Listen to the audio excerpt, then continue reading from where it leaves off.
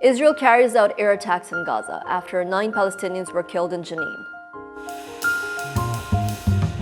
Israel has carried out multiple airstrikes and fired 2 drone missiles in the occupied Gaza Strip in response to alleged rocket attacks by the Palestinian armed resistance groups.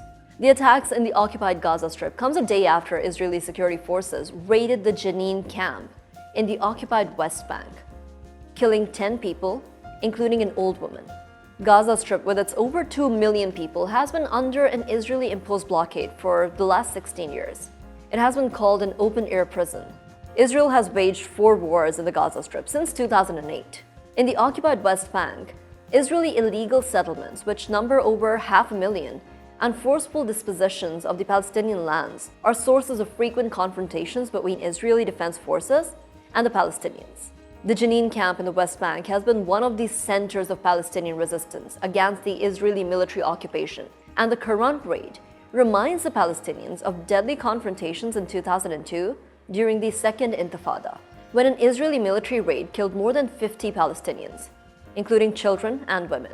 Since coming into power, the Netanyahu-led coalition government, considered the most right-wing dispensation in the recent Israeli history, has raised apprehensions, including from the US Secretary of State regarding more illegal settlements, changing the status quo of Al-Aqsa Mosque compound in East Jerusalem, and permanently killing the internationally recognized two-state solution. Although violent raids and airstrikes have been a part of Israeli military occupation, the current wave of violence is also being attributed to growing domestic resistance against the coalition government's proposed legal reforms, which the critics say will cripple democracy and foster greater corruption. Some analysts say to divert the attention from a growing movement, the Netanyahu-led government is starting a new conflict with the Palestinians, prompting fears of a greater war as the UAE, France, and China call for the United Nations Security Council to meet. I'm Tayyaba, and this was your Daily Dispatch.